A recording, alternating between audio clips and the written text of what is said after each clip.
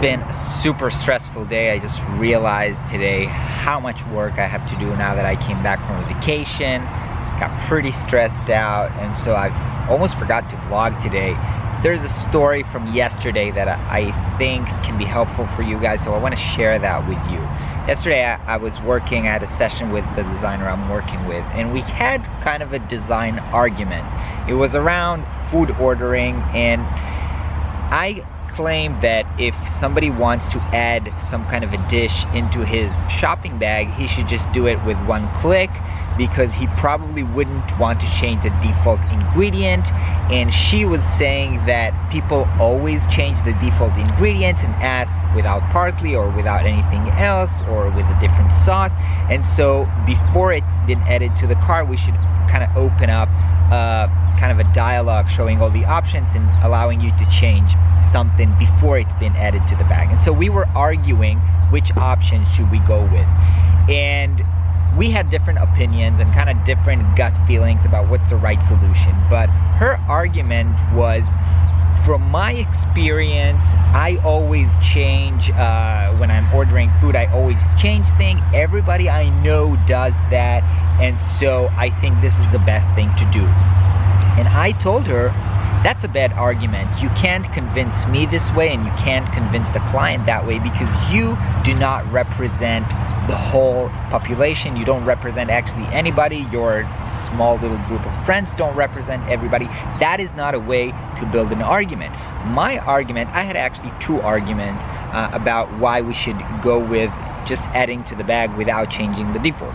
The first one was that there is a big research, kind of a famous research around organ donations, and what this research discovered was that if the form of asking you if you are going to die in a car crash, will you donate your organs, if the form was designed with the default I want to donate my organs, most people, like above 80 or 90% of the people, did not change the default and said they were willing to donate their organs. But on the contrary, if the default option was I don't want to donate my organs, then again, most people didn't change this and said that they don't want to donate their organs. And what this research shows was that most people don't want to change the default, and it can be on something really important such as will you donate your organs, but even on stuff that is less important, most people do not want to change the default. And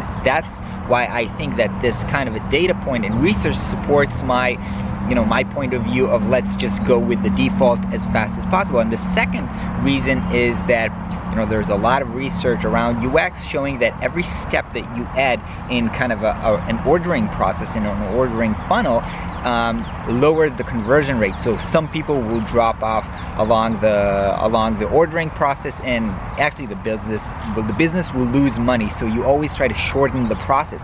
And so without opening another dialogue, another click, it will probably generate more money for the business.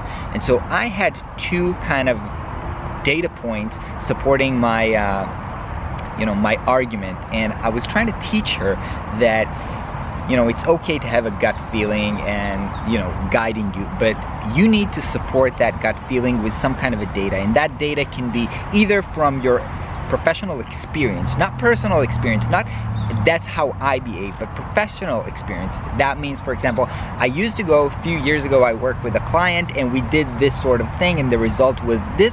This is a valid data point that you can explain your client, and you can sell your argument that way. Another way to do it is public research or stuff that you can find online. So for example, if you present some kind of a creative work, or let's say a branding, and the client says something like I don't like green, why did you choose green? If you will just say something like my gut feeling tells me that it's great, I love green, that is not a great way to sell your design. But if you come up with an answer like research shows that green is associated with health and also decreases blood pressure and causes relaxation, then, and that's why I think it's a good solution for your specific problem, that kind of answer is a much better way to sell your ideas. And because again, the client doesn't know, probably doesn't trust you that much, and you have to bring in relevant, solid arguments, and those arguments can be, that's my gut feeling, that's what everybody I know does. So again, it's always right to start off with your gut feeling, but it's your job, it's part of the job of the designer to, after you go with your gut feeling, go research and find a way to support your gut feeling with hardcore data, so that you can sell your clients your argument and explain why your design solution is correct. And also, you're gonna have to be prepared for your client asking you questions. Why did you do something this way?